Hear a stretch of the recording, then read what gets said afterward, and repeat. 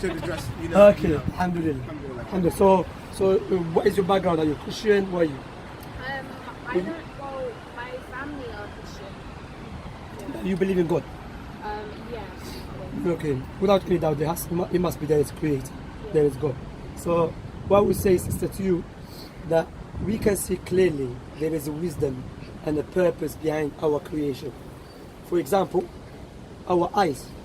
There is eyebrows above our eyes. The reason being, you know why there is eyebrows above our eyes? Okay. Our eyebrows protect us from the sweat, because the sweat contains a salt. So if the salt keeps going to your eye, it will damage your eyes. So the creator that put eyebrows above our eyes indicate that is wise. Likewise, we have a nose next to our mouth. So before you eat, you smell food. We have a joint in our elbows. In order for you to give and take and do whatever you need to do with your forearms, you need a joint. So when you see all this and you reflect upon the creation of yourself, as Allah subhanahu wa ta'ala himself mentioned in the Quran, because in the Quran, Allah gives us the best argument for Allah's existence, for His Lordship, that is the Creator. Likewise, when you look to what?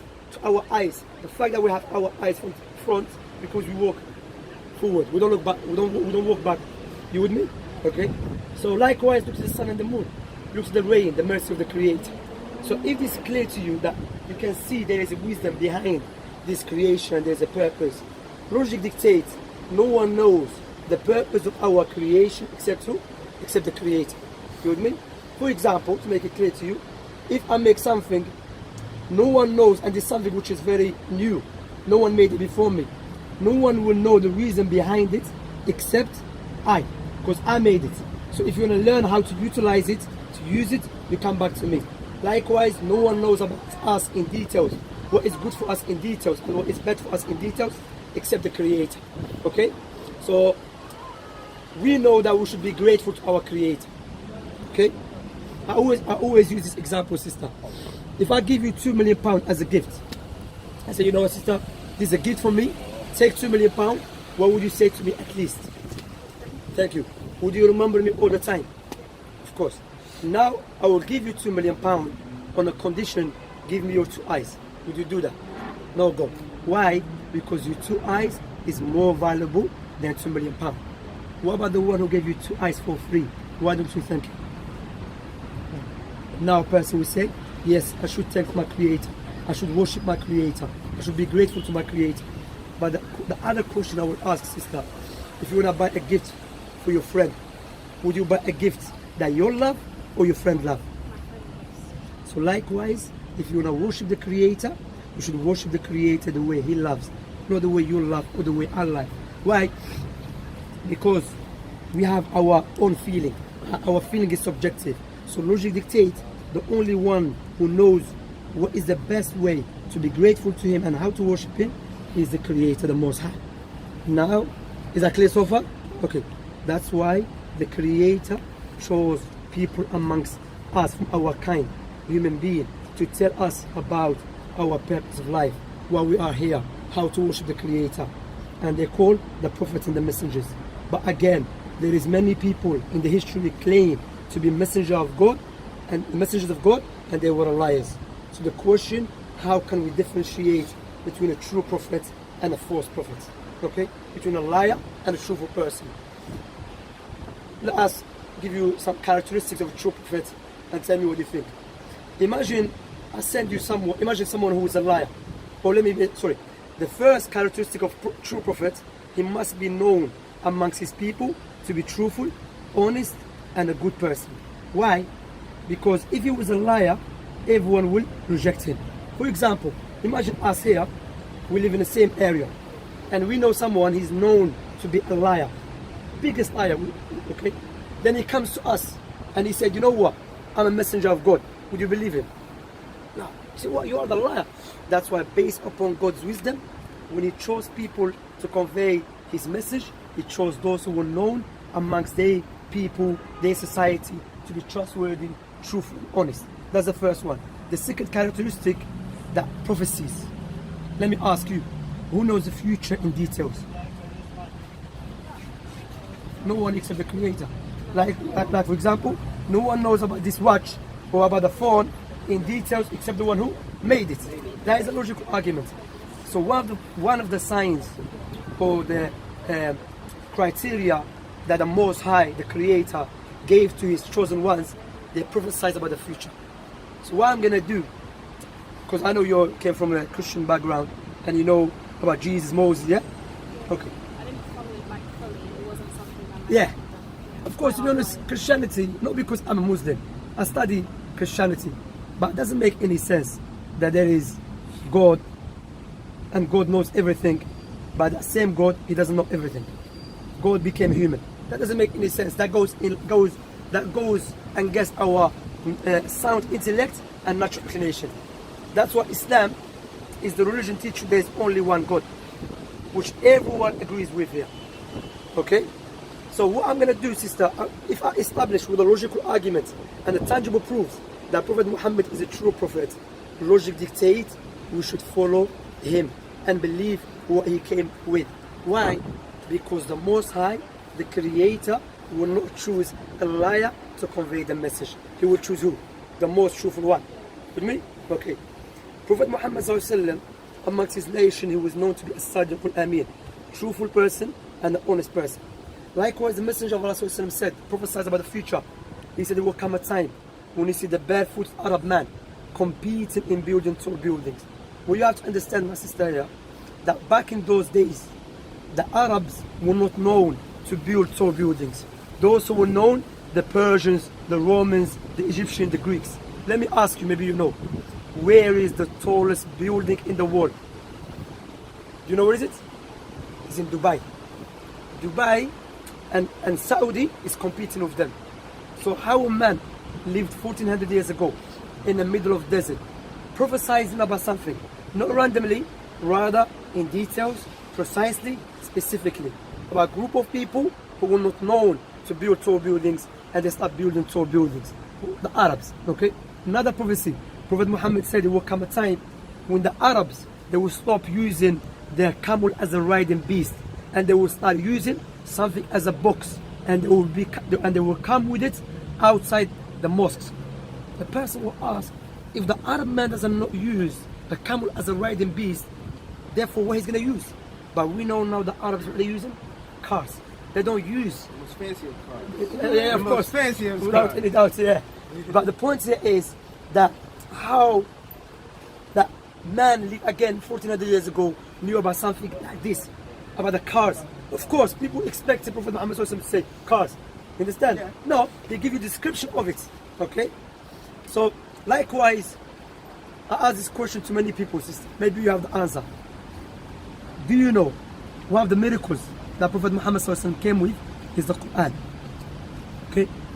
Do you know any book the size of the Quran? Okay? It has been memorized by 100 million of people who doesn't know, speak the language of the book. For example, you and I and all of us here, we memorize the book in Chinese, but we don't speak Chinese. That doesn't make any sense. That's crazy. But the only book that has been memorized, or it has been memorized by 100 million of people who does not speak the language of the book, which means is the Quran. And guess what? Allah mentioned that in the Quran 1400 years ago. Allah said that, I will translate it. وَلَقَدْ يَسَّنَّا الْقُرْآنَ لِلذِّكْرِ فَهَلْ مِن مُدَّكِرٍ. We have made the Quran easy to be memorized. And that is what is taking place right now. And the statement of the Quran cannot be a statement of a human being. It must be the statement of Allah subhanahu wa ta'ala. Because Prophet Muhammad sallallahu alaihi wasallam, no way will have that knowledge, meaning independently, will have that knowledge that the book he came with, many people will memorize it. No way, that's the knowledge of the Creator. And what is funny, my sister, is that when you come to Europe, or you go to Asia, or Africa, or South America, you see Muslims, children, or even old Muslims, memorize the Quran, letter by letter, word by word. But when they speak like an Arabic language normal, the conversation, they will make mistakes in the grammar, and they will make mistakes in the pronunciation. But when they recite the Quran, they will recite it perfectly. For example, imagine you give me Shakespeare's poems, okay? And I start reading it, and I think, and you start listening to me, I'm reading it perfectly. I'm not making no mistakes. I'm pronouncing it perfectly. Then you give me English dictionary. I start reading it perfectly, the pronunciation perfectly. Then I start talking to you in English. And I say, me, no coming, where are you? Me, no. You think, no, Shamsi. You take in and make. You are reading English Shakespeare, which is hard English, perfectly, with a perfect pronunciation, with the grammar. Then when you start having a conversation normally, you're making mistakes. And that is what is a miracle. That when they read the Quran, they read it perfectly. Even though they're not Arabs. But when they speak to you in Arabic language, sometimes they make mistakes. So what do you think what I said to you so far? Does it make sense to you? Is it clear to you? And what will remind you, my sister, we live in a society, many of us, Allah mentioned that in the Quran, not just in this society, many societies. That Allah subhanahu wa ta'ala said, وَجَاءَتْ سَكْرَةُ الْمَوْتِ بِالْحَقِّ ذَلِكَ مَا كُنْتَ مِنْهُ تَحِيدًا وَنُفِخَ فِي الصُّورِ ذَلِكَ يَوْمُ الْوَعِيدِ وَجَاءَتْ كُلُّ نَفْسٍ مَعَهَا سَائِقٌ وَشَهِيدٌ لَقَدْ كُنْتَ فِي غَفْلَةٍ مِنْ هَذَا فَكَشَفْنَا عَنْكَ غِطَاءَكَ فَبَصَرُكَ الْيَوْمَ حَدِيدٌ. The meaning of the verse, Allah said, the intoxication of death will come with the truth. That is exactly what you try to avoid. There is nothing guaranteeing this life except death. How many people left their houses, they never come back. How many people went sleep, they never wake up. We are talking about how much money we're going to make, which house we're going to get, which husband we're going to get, which wives. But the Messenger of Allah said, always remember, destroyer of desires. And look how the Prophet Muhammad said, destroyer of desires, which is death.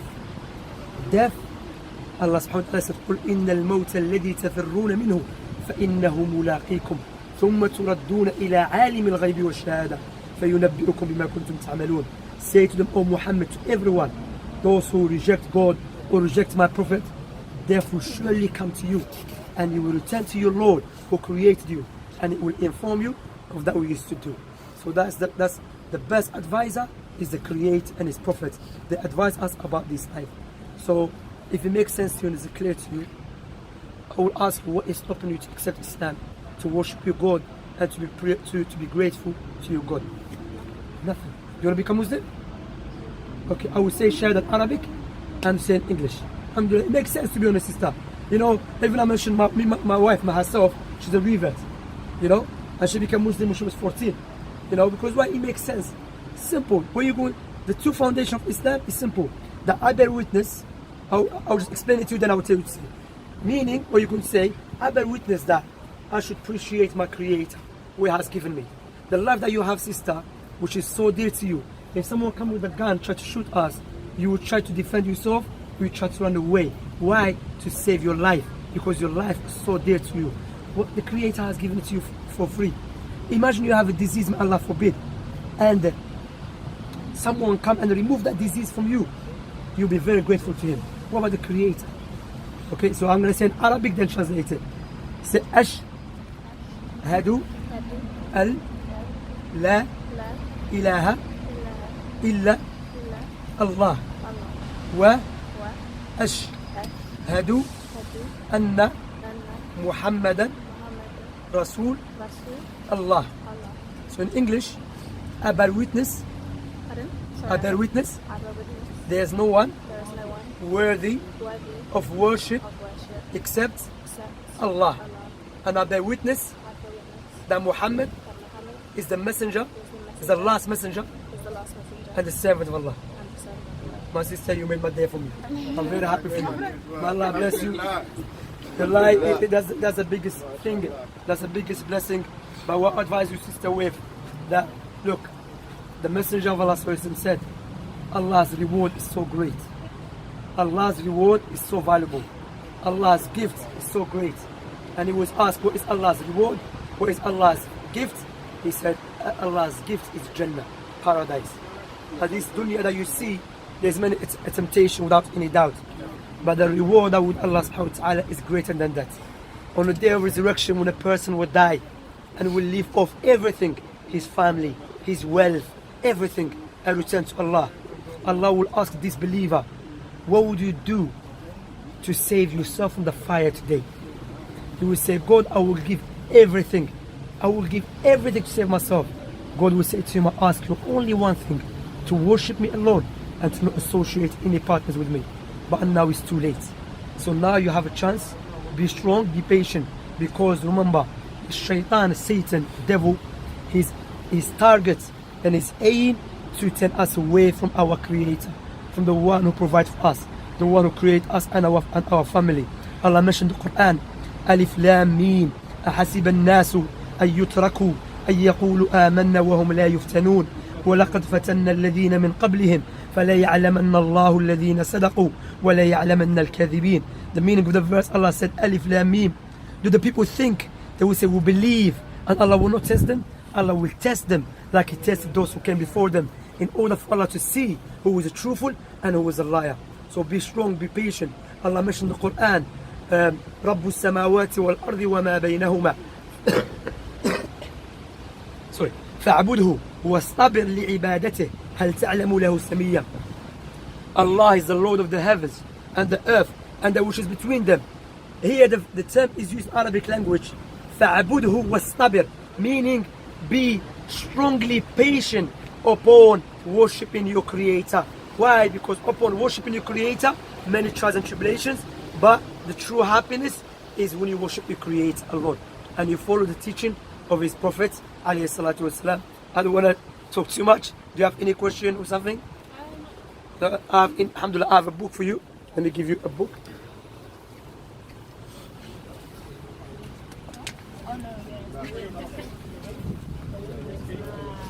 Yeah, so windy today, subhanAllah.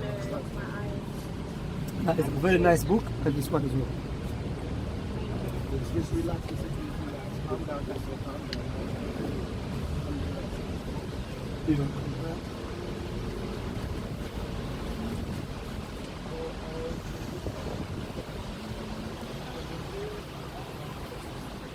Okay, that's it.